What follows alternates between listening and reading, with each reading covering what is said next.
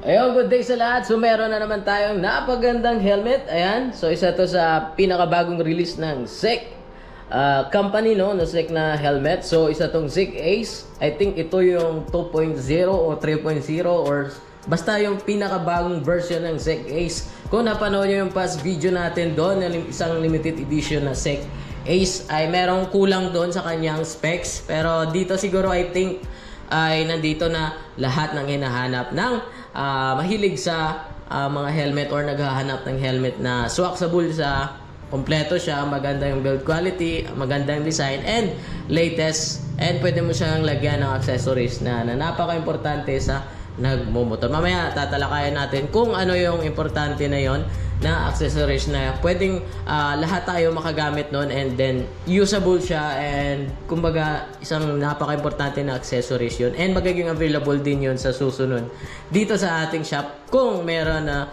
yung supplier natin ng stock na ganun. So mamaya pag-usapan natin yun. So ayun, balik tayo dito, and ayan, tignan nyo muna yung kanyang design. Kung ako ang tatanungin, yung kanyang shell ay same pa rin dong version 2 or yung past na video natin na tinalakay dito nung last time, no? So, ganun pa rin siya, yung kanyang spoiler, same design, yung shell niya, yung mga details dito, kung nakikita nyo, ayan, may parang guhit dyan na naka-emboss, and then yung kanyang aerodynamic, nandyan pa rin, yung mga cuts na yan, aerodynamic yan. Correct me if I'm wrong. And then, sa likod, yung kanyang design ay napaka-unique na naman. Again, shoutout sa Zeek company dahil gumagawa sila na napaka-gandang helmet, and then swak sa bulsa, and then syempre, napaka-tipay, no? So, ayan yung nakalagay dito sa likod, ICC.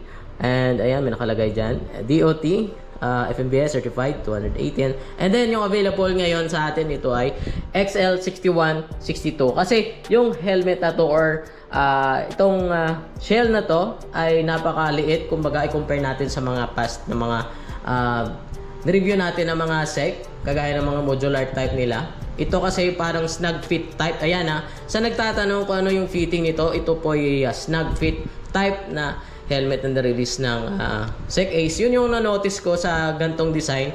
Yung kanyang fitting is parang snug fit siya, kasi na-try ko naman yung ibang mga helmet, pero ito ay yung kanilang shell na ginamit dito ay parang snug fit siya, no? So ayan, buksan na natin syempre.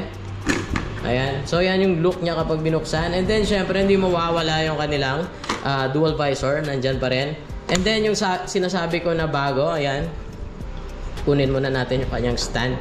And then yung sinasabi ko na bago na napaka-importanting accessories ay yung nilalagay na intercom dito sa loob. Kasi magagamit mo yon kapag may ka-ride ka, back-ride ka, may kasama ka mag-ride or another na motor na pwede kayong mag-usap. Syempre, alam naman natin kung ano yung intercom. So sa mga hindi nakaalam, yung intercom po ay nilalagay dito sa helmet. Meron siyang speaker and mic na nilalagay dito sa loob. So, yung intercom na mga ginagamit sa helmet, dapat yung bilhin nyo na helmet or merong intercom ready na helmet. So, hindi lang basta-basta bumili ka ng intercom, ilagay mo sa kung saang helmet. Dapat yung bibilhin mo na helmet muna, yung may intercom ready. So, isa na to sa nagandahan ko ngayon na Zeek Ace, no, na nirelease ng Zeek company. Dahil ay meron na silang intercom na lagyan dito or lalagayan or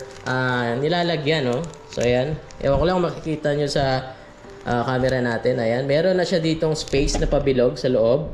Ayan, pag nakita ito sa personal ay notice nyo naman na may pabilog dito na space. So yun yung nilalagyan ng speaker ng inyong intercom, and then yung mic dito naman kung saan nyo yung iniipit lang naman yan yung kanyang mic. So balik tayo dito. Ang kanya namang foam, parang may bago dito sa Zeek Ace na to, no? So yung kanyang foam sa loob, sa gitna, same pa rin, pero yung dito, yung parang stitching dito, and then yung fabric na ginamit na tela para sa kanyang paddings ay medyo smooth na siya compared doon sa past. At least nag-improve siya ngayon, and then dito sa kanyang chain curtain ay medyo makapal na din. Kahit dito sa chain curtain niya ay garantisado talaga na maganda. And then sa bigat naman, syempre marami na tayong helmet na hawakan. So nagre-range I think ito sa 1.550 grams. Or hindi siya mag-aabot siguro ng 1.6. Pero dyan na siguro. Mga 1.550 or 1.6 grams no, yung kanyang weight. Yung sinasabi ko kanina na details na parang, I think nasabi ko na yung parang carbon. Ayan. Drawing lang po siya. Hindi po to carbon fiber. Isa lang, parang design lang, drawing lang siguro na parang carbon. At least, napakaganda ng kanyang design ngayon, no? Sa mga naghahanap ng blue na helmet or may blue na motor or may blue na gusto na helmet, ito po yung marirecommend ko kasi napakamura. Ang maganda yung build quality, design, kompleto na siya. Intercom ready, pwede mo siyang lagyan ng intercom. Kung alam nyo yung intercom, I know na alam naman natin yung intercom na nilalagay sa helmet. Ano pa ba yung pwede natin dito? Same pa rin yung sa harap. Ayan, yung dito. Ayan, yung pasukan ng hangin sa may baba. And then sa itaas naman, ay ito lang yung pasukan ng hangin yung nasa taas. So ito ay design lang yung dito sa magkabilaan. No? So yan yung looks mo. Ang kanyang naman na vision, same pa rin doon sa pinakaunang helmet na nirelease ng SEC, no? Yung SEC Ace. Same pa rin. And lahat naman removable, yung kanilang sa nagtatanong dyan, removable naman yung kanyang lahat ng mga padding. So yan yung looks. Ayan. Ganyan pag sinuot na, no? So napakaganda ng kulay, very attractive sa yan sa naghahanap ng isang helmet na napakaganda, napakatibay. Ito yung marirecommend ko. So ayan. So sa lahat na nag-comment doon, sana nasagot yung mga katanungan nyo. Kung hindi naman, ibig sabihin hindi ko alam kung ano yung sasabihin ko doon. Basta yun na.